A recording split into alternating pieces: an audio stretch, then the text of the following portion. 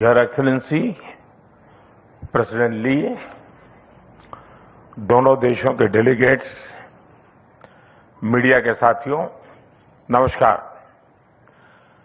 अपनी पहली भारत यात्रा पर प्रेसिडेंट ली का स्वागत करते हुए मुझे बहुत खुशी हो रही है। प्रेसिडेंट ली का जीवन संघर्ष, सेवा और समर्पण का प्रेरणादायक उदाहरण है। हर चुनौती ने उनके भीतर जन सेवा के संकल्प को और सशक्त किया है। भले ही यह उनकी पहली भारत यात्रा हो, लेकिन भारत के प्रति उनकी आत्मीयता हमारी पहली मुलाकात से ही स्पष्ट रही है। फ्रेंड्स, 8 वर्ष बाद कोरिया के राष्ट्रपति की यह भारत यात्रा अत्यंत महत्वपूर्ण है। डेमोक्रेटिक वैल्यूज, मार्केट इकोनॉमी और respect for rule of law हम दोनों देशों के डीएनए में है। इंडो पैसिफिक क्षेत्र में भी हमारा कॉमन आउटलुक है। इन सब के आधार पर पिछले 1 दशक में हमारे संबंध अधिक गतिशील और व्यापक हुए हैं और आज प्रेसिडेंट ली की यात्रा से हम इस ट्रस्टेड पार्टनरशिप को फ्यूचरिस्टिक पार्टनरशिप में ट्रांसफॉर्म करने जा रहे हैं।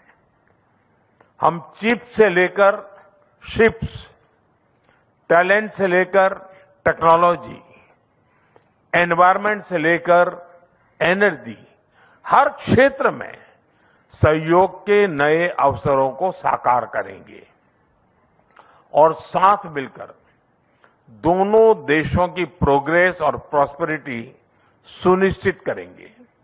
फ्रेंड्स, भारत और कोरिया का बायलैटरल ट्रेड आज $27 बिलियन तक पहुंच चुका है।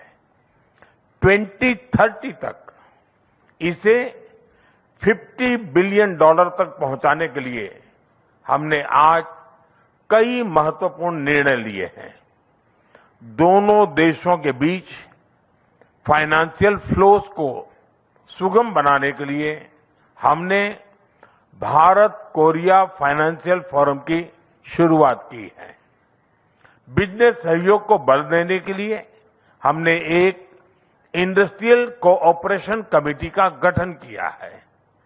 क्रिटिकल टेक्नोलॉजी और सप्लाई चेन में सहयोग बढ़ाने के लिए हम इकोनॉमिक सिक्योरिटी डायलॉग शुरू कर रहे हैं। कोरिया की कंपनीज, खासकर एसएमईज की भारत में एंट्री सहज करने के लिए हम कोरियन इंडस्ट्रियल टाउनशिप भी स्थापित करेंगे और अगले 1 वर्ष के अंदर भारत कोरिया ट्रेड एग्रीमेंट को अपग्रेड भी करेंगे। फ्रेंड्स, आज हम अगले दशक की सक्सेस स्टोरीज की नींव रख रहे हैं। एआई, सेमीकंडक्टर और इंफॉर्मेशन टेक्नोलॉजी में साझेदारी और प्रगाढ़ करने के लिए हम India Korea digital bridge launch कर रहे हैं। शिप बिल्डिंग, सस्टेनेबिलिटी, स्टील और पोर्ट जैसे क्षेत्रों में हम एमओयू कर रहे हैं। कल्चर और क्रिएटिव इंडस्ट्री में आपसी सहयोग से हम फिल्म, एनिमेशन और गेमिंग में भी नए आयाम स्थापित करेंगे। आज का बिजनेस फोरम इन अवसरों को ठोस परिणामों में बदलने का मंच बनेगा। फ्रेंड, भारत और कोरिया के बीच हजारों वर्ष पुराने सांस्कृतिक संबंध है। 2000 साल पहले अयोध्या की राजकुमारी सूरीरत्ना और कोरिया के राजा किम सुरो की कहानी हमारी साझा विरासत है। आज भारत में के पॉप, के ड्रामा बहुत ही पॉपुलर हो रहे हैं।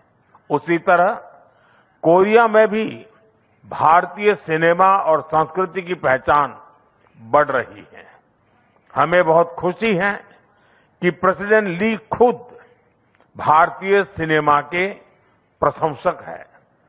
इस कल्चरल कनेक्ट को मजबूत करने के लिए हम 2028 में भारत कोरिया फ्रेंडशिप फेस्टिवल आयोजित करेंगे।